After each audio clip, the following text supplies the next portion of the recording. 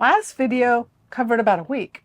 This video covers a month of our adventures on the James River from up to Richmond and back. I'm staying on the path that I've chosen, straight up.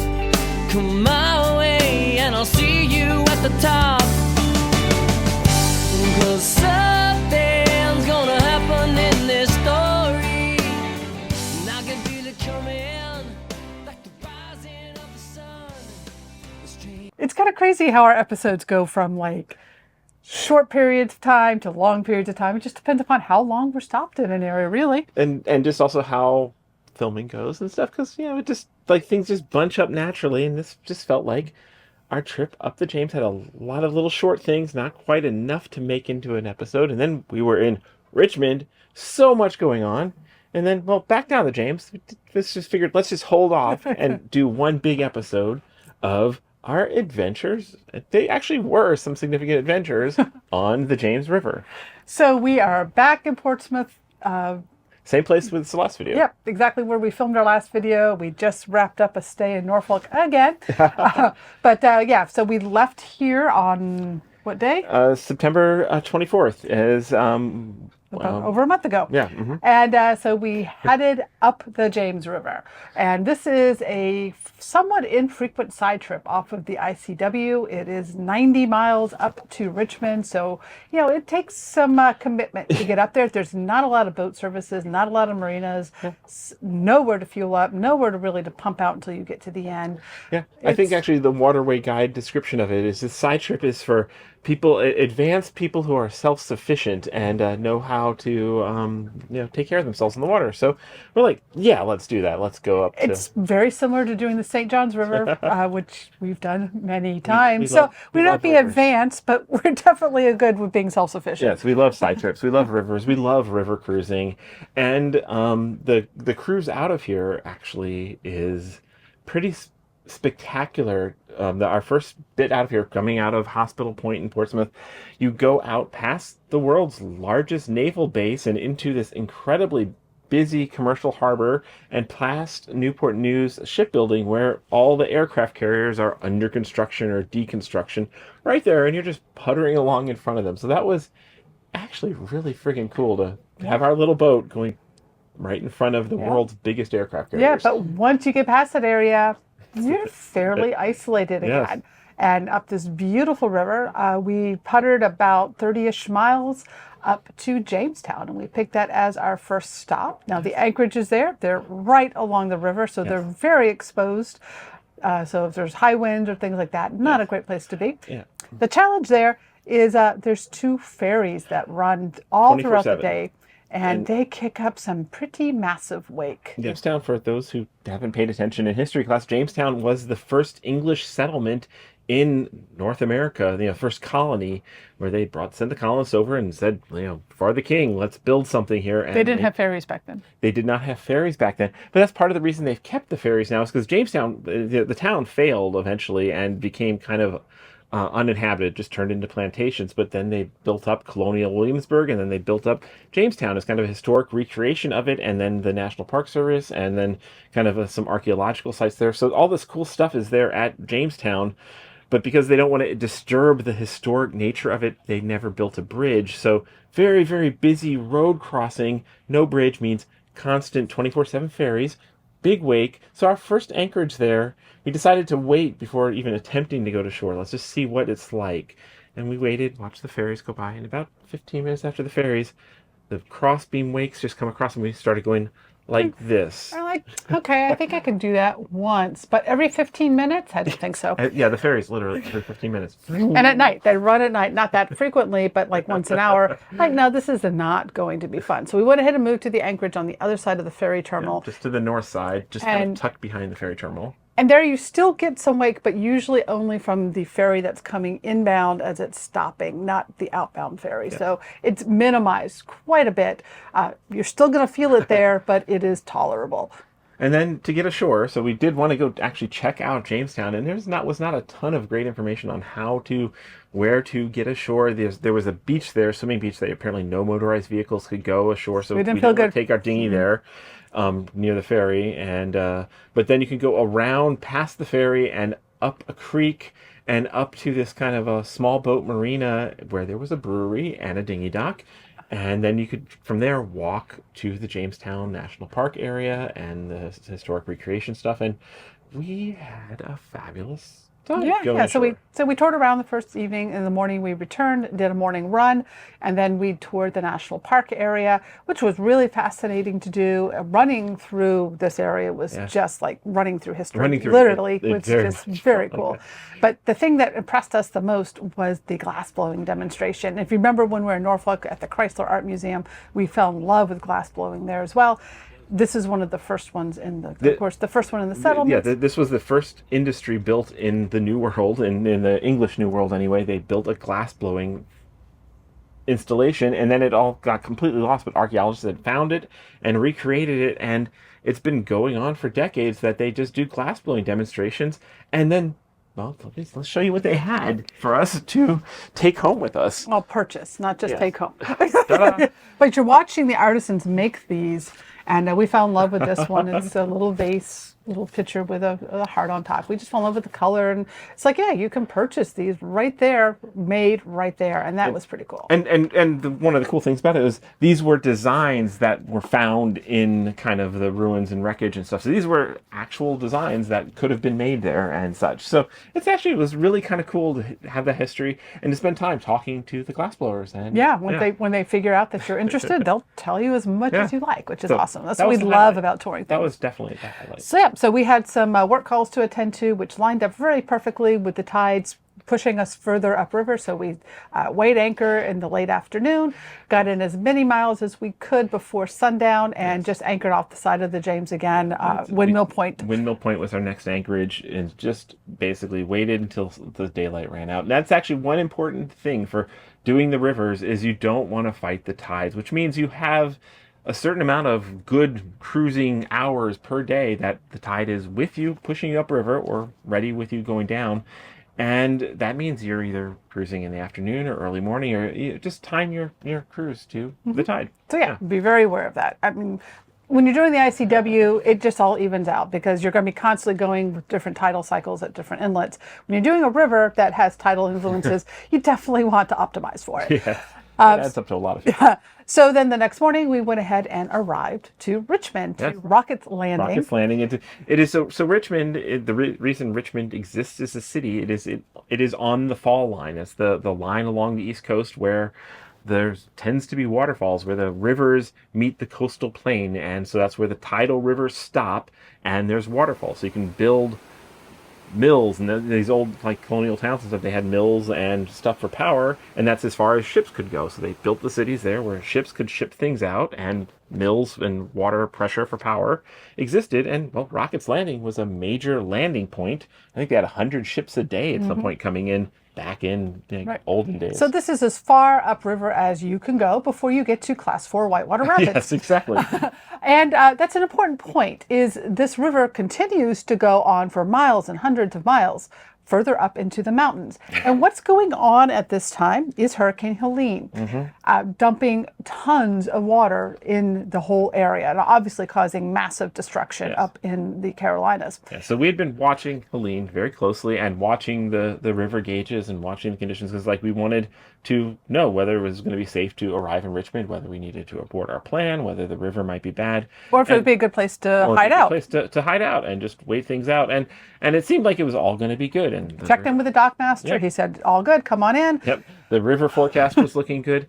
Everything was good. So we tie up at Rocket's Landing. We get ashore. I get pumped out. We had lunch. We went and started touring the Capitol Trail. We got back to the marina, met the dockmaster, Ryan. And unfortunately, he had bad news to deliver. Yes, he walks up to us like, hey, welcome. I got some really bad news for you. Get out of here.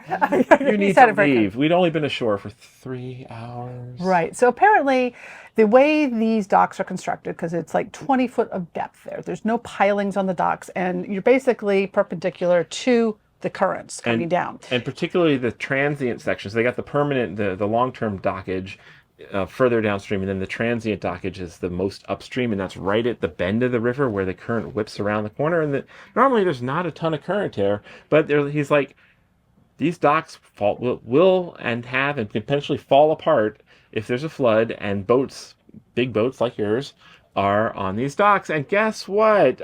Take a look at this graph. And It just been in that updated. hours, the flood graph upstream had been gone like this. And it's like, Flooding was going to be coming, and he asked And us the to get next off day. he asked us to get off the docks by 8 p.m. Now, what do you do from here? There's nothing else. we could 90 miles back to Norfolk. That was one option. We could go to Hopewell, but we already had intel that the docks were experiencing flooding there. Just from the lunar tides. Yeah. It was just going to get worse. So there was another cruiser at the marina with us, and we all just collectively decided to just go back downriver about 11 miles to Dutch Gap, which is a little oxbow. It's actually the original James River River, flow, right? Before they did a cut in the Civil War. But it is off the main river, so we'd be out of the commercial traffic, hopefully less debris, and out of the current flow coming down the river. And the thought was, we compared notes to the dockmasters, like this was not looking like a significant flood. It'd just be 2 or 3 days, let the come up, come down, the current slow down again, and we could come back. So 2 or 3 days, no problem. Where Let's have we go. heard this before with flooding? Yeah, flooding tends to last longer than. Yeah, so Dutch Gap is gorgeous. Thankfully, there is a historical center. There is a public dock there to get on shore to the To a Dutch trail. Gap, to the conservation area, which has a beautiful 4-mile hiking trail. So we did have shore access to walk and run and to get all the exercise that we needed. And there's also the Henricus Historic park. Historical Park, which is a reenactment of the second English So colonization. Jamestown was number 1, and Henricus was number 2. They built a small town. Was when they realized Jamestown had no decent fresh water. They went further up the river and built Henricus. And again, that town was completely lost to history, but archaeologists and historians have uncovered the site of it, and using authentic period tools and everything else, have recreated this small town. And we got to spend an entire afternoon with the historic creators. Yeah, Best $12 spent, and of course we're it was bored, really- stir crazy anyway, so it was great. But that also gave us an address. Yeah. So we could get Instacart delivered there for grocery deliveries, because we did not have time to provision for the length of time we would be out there. So we just had Instacart delivered to a historical town from the 1600s, hiked it down a trail, and are loading it onto a dinghy. I think we're not roughing it as much as these original settlers. The settlers in 1600 had to send pounds of tobacco to London and wait 2 years to get their delivery. So Instacart has come a long way from what they had to do back then. But still, a little bit of a challenge. But we got groceries. Yay! Because it did not turn out to be 3 days. It turned out to be 9 nights. That's our longest time anchored in one place ever since we bought our boat, is 9 nights. And that was a long time. And one other piece of bad news we got when we were that 3 hours on the dock in Richmond at Rocket's Landing, is we're like, okay, well, we'll fill up our water tanks. And we pumped out, and let's fill our water tanks. And the dock master's like, I've got more bad news. Everything seems to be going wrong today. Not only do we have a flood, but the water main broke, and it's not going to be fixed until tomorrow. So no fresh water. we had been using water a little liberally on the way up the river, because we knew we'd be at a dock for a while. So our tanks were a little above half, and that's fine. We know how to conserve water. So we went out to Dutch Gap with basically only, so a little more than half tank. So we just had to be conservative with the water usage, which, that still leaves us over 100 gallons of water. And it's fine for a week. We had some nice pouring rain, and we are in the middle of nowhere with nobody around. So outdoor showers. Hey. Yeah, yep. We made do. It was fine. But yeah, we did go a little stir crazy. We had made the game of picking up a lot of debris coming down, Yes. a lot of trash coming down. So we just picked up as much as we could. Yeah, we were Tried very do happy something. to be tucked off in an oxbow, because if we went to the main flow of the river, I scoped it with a drone or went running along the side of the river, you'd see giant trees shooting down at full speed in the river. It was pretty ferocious, and the water level in the oxbow was the waters were calm, but it was full of trash and debris. So we picked up a lot of trash. So we ended up staying out there 9 nights, and then we were checking with the dockmaster regularly, and he gave us the all clear once things started to really come down. Came down, and we're like, And so we finally go back. arrived back at Rocket's Landing, got docked. There was a little bit of current, so thankfully he was able to help us get docked safely. It was kind of fun to dock and spin, because the current was, it's like that spinning dock maneuver was very fun in the current. Yes. Get docked, got set up. The rates are incredible. Like $141 a week. With water and electric. Yep. The water was back by this time. Yes. So super affordable to stay there. And just a wonderful location. Now, there's not a lot right at Rockets Landing. This area of town is converted from an industrial area to being a condo area. There's like 2 restaurants there that are decent, and Stone Brewery, which is awesome, right Stone there. Brewery's East Coast location is there, and they have With a not food one, truck. but 3 gluten-reduced beers on tap. Yeah, so Cherie was very happy. She got her beer fix. But what So- you do have there is great access to Richmond. Now, if you have your bicycles or you're not afraid of walking a little bit, it's about 1.5 miles to the Choctaw area. Shacko Bottoms and the downtown, the Canal District and stuff. Yeah, so lots that you can get to by bike. Great biking lanes throughout town. So we got all over town. We got up to the Museum District, Theater District, Carytown, we rode our Fan bikes District. all over Richmond. Yeah, and all- Richmond has hills. Yes, thankful for that electric. And the Capitol Trail runs right by the marina. I mean, literally, you step off the marina dock onto the Capitol Trail. Yeah, so and for those who don't know, the Capitol Trail is one of the premier bike trails in the United States that connects the 2 original capitals of Virginia, Colonial Williamsburg, Virginia, and Jamestown, with Richmond, the more recent capital. So these 2 capital cities connected by a fully paved 52-mile-long bike trail. Which was the main reason why we wanted to go to Richmond and be here. We'll get to that in a second. But yeah, Richmond, amazing town to check out. We did several of the museums. The Fine Art Museum is free to attend, so we did that multiple times and just checked out all the great exhibits there. We caught a show at the Altria, Book of Mormon. Did lots and lots of touring around. Carytown, super fun to walk around. Really great, funky little area of town.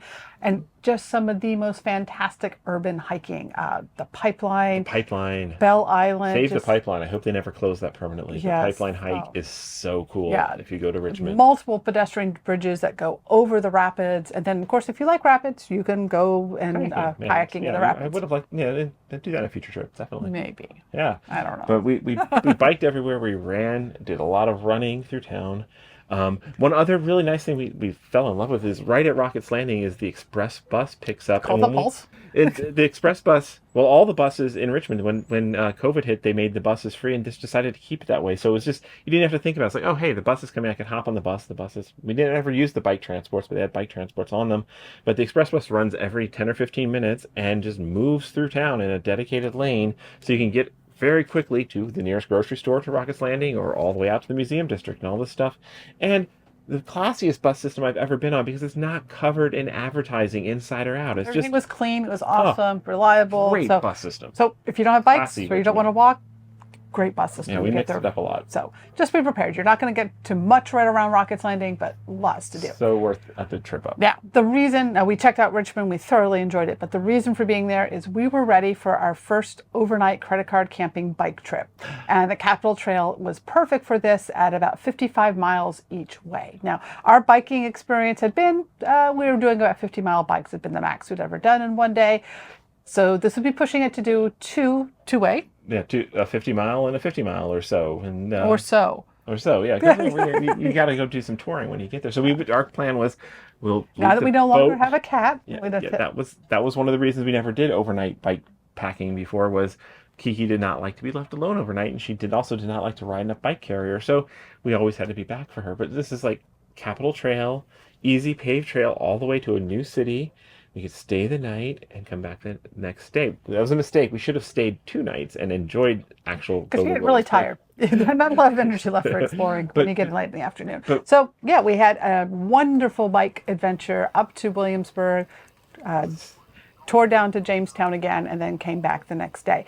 We will have a video coming out about that trip, as well as introducing you to our new e-bikes, which you see behind us, which are Specialized Travato SLs, whatever. Yes. Lightweight electric bikes. We'll have a video coming out about why we chose those. We got these earlier this year, and they've just been fantastic for the style of biking that we're doing these days. Yes. So yeah, we ended the trip basically doing that trip, came back, rested up a day, and then we started heading back down the James River. Yeah, so that was October 20th is when we started heading Getting more back real down. time. Yeah. Yes, back down the river after those wonderful 15 nights in Richmond, plus the 9 bonus nights in the area. Anchored out. So first night we just picked an anchorage about 15 miles downriver called Skinny Dip. We had grandiose ideas that we go skinny dipping. It was too cold. It's another oxbow that has been bypassed by canals, and there's an old gravel pit that is apparently in the summer a classic swim hole. And yeah, the only skinny dipping we did was in our hot tub up on deck because it was still heated from being on shore power, and that was very nice. But perfect chill anchorage to decompress. And then we decided to go ahead and check out Hopewell the next day. We called ahead to the city marina there. $15 a night for transient dockage. Since they knew we were coming in, we had quite a welcoming party. So thank you those of you who greeted us on the docks. At Hopewell they're fabulous. They're just locals who hang out and just. Yeah, they love their little marina community there, and they're very, very welcoming. Yep. So Hopewell's a cute little city. Not much to do there, but there is the Beacon Theater, and that night that we're there happened to have a touring tribute band. That's partly why we picked to stop in Hopewell. Yep. Carole King and James Taylor. Not the Carole King and James Taylor. Yes. Tribute but they being were the operative very word. authentic tribute, telling the story of these two artists and how they collaborated over the years, and that was a really cool show and a very neat historic theater. Yeah. There's a great riverfront walking boardwalk, very long, a lot of lumber used on it. And at dead ends, doesn't go anywhere, but it still is a nice walk along the water. Yep. So cute little city to check out. One night was plenty for that. One night was very But our dock neighbors there gave us some tips on some other anchorages to stop at on the way downriver, and they recommended Copham Bay near Chipokes State Park, which is just past Jamestown. So far enough away that you could see the ferries with binoculars, but all you get is a gentle wave from the ferries. Maybe. Yeah, maybe, and it's on the other side of the shoreline from Jamestown. Now, it is a big bay off of the James River, so there's no protection from the open water, but it is well protected from all winds except for northwest. That will become important later. But we are having such beautiful cruising conditions. It's calm. There was basically zero wind, wonderful temperatures. The whole week ahead looked great, so great. And we had a work project to do. We needed to film a new video series over at the Mobile Internet Resource Center on Starlink. Go check that out. That series that we filmed there. So we wanted a place we could stop for 2 nights and just have a whole full-on work day somewhere tranquil and calm. Yep, and have shore access. There's a nice beach there at the state park. You can get ashore, get some walking and hiking in, which we did. But our focus there was getting this video project done. We got that done, and then the last evening we're there. We wake up in the middle of the night. About 3:30 in the morning. The boat is bucking. I'm like, what is going on? It's supposed to be calm. And this is, as I normally, the forecast had been good, but because we've been there 2 nights, I hadn't double checked that the forecast might not have changed the night before. Because we probably wouldn't have done anything differently. We wouldn't have left. But at least we would have known to expect the wind to pick up overnight, and so it wouldn't have caught us by surprise. But it caught us by surprise. Yeah. No big deal. It wasn't that bad.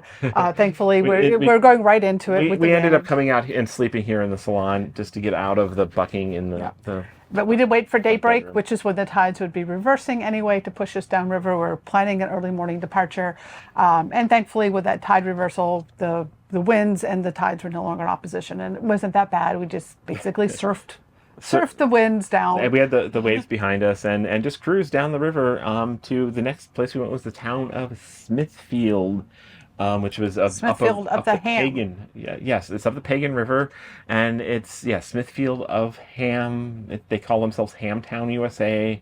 The Smithfield Corporation is the largest ham producer in the world, and do not even begin to try and look up their Wikipedia page about the factory farming practices because you will be nauseated. So we didn't eat any ham in Smithfield. Well, we're plant-based anyway. I have not had mammal in 30 years. The smell was actually pretty disgusting for me. Yeah, you can smell ham on the just wind. Knowing their practices were not the most humane, just was an icky feeling. But it was a very cute historic town. So we went up to the Pagan River and anchored for the first anchorage right near Smithfield. There's a marina in town. There's an anchorage right before it, and it was full of crab pots. And this was a windy day, as we mentioned. The winds had really picked up, so we did not feel comfortable leaving the boat surrounded by so many crab pots in a kind of tight anchorage. So Chris took the drone up and scoped out the next anchorage up the little riverside thing at the very end, as far as you could go, with a boat our size anyway. That's one of the great things about having a drone. We call our drone Scoutier because you can scout ahead. And so we're like, let's find. Oh, there's no crab pots over there, and it's more protected from the wind. Let's move. And we moved over there, set the hook there. Now there had been notes and waterway guides and other things that you could use the Smithfield Ham corporate office docks. I actually call them the town docks.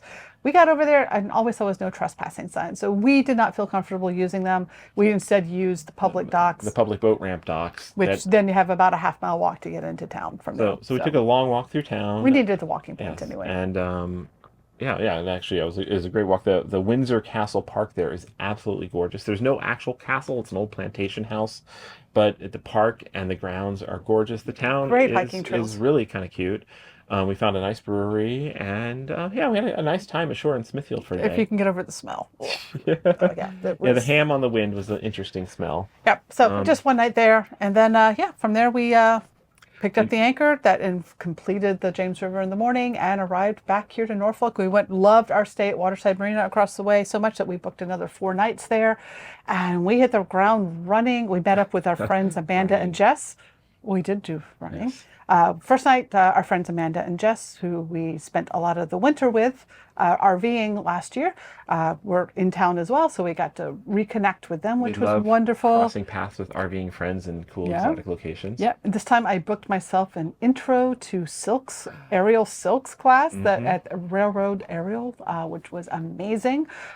Thoroughly enjoyed that. We did a bike trip to the zoo and did a bike adventure all around town. And went back to the Chrysler Art Museum and saw more of the exhibits there. We were so impressed with it the first time. We're becoming pretty cultured, aren't we? Yeah. You are always, I don't like museums. I know, I'm loving art museums lately. We've been seeing some really classy it's been art really museums.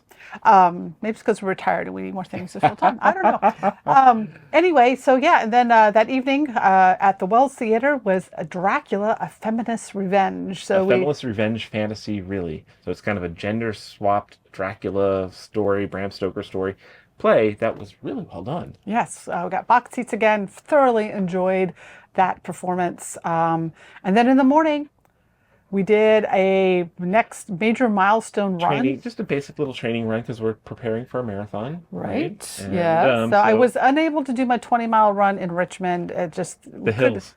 The hills got me, and I'm not training for hills on my marathon.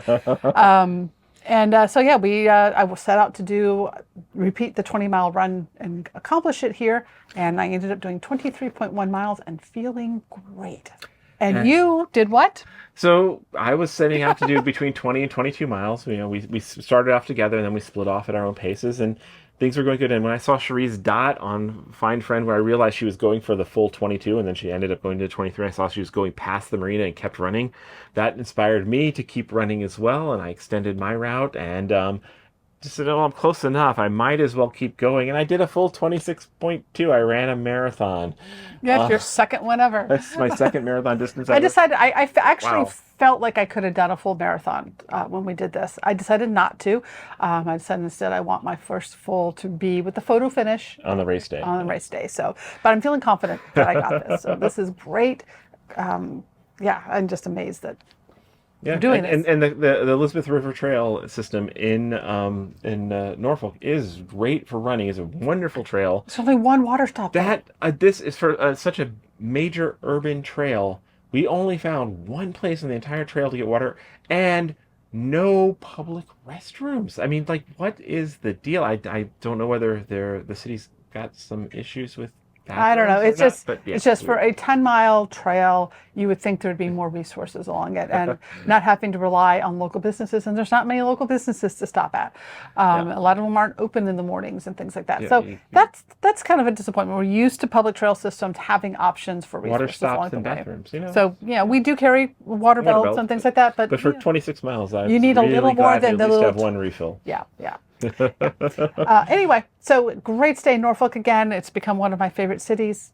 I may be a little biased because I was born here, but I did not get to experience it much because I moved away. I was very young. 4, right? 4 when I moved away. I don't think you remember much. Yeah, but it's been really great to explore Norfolk and great stuff to do here.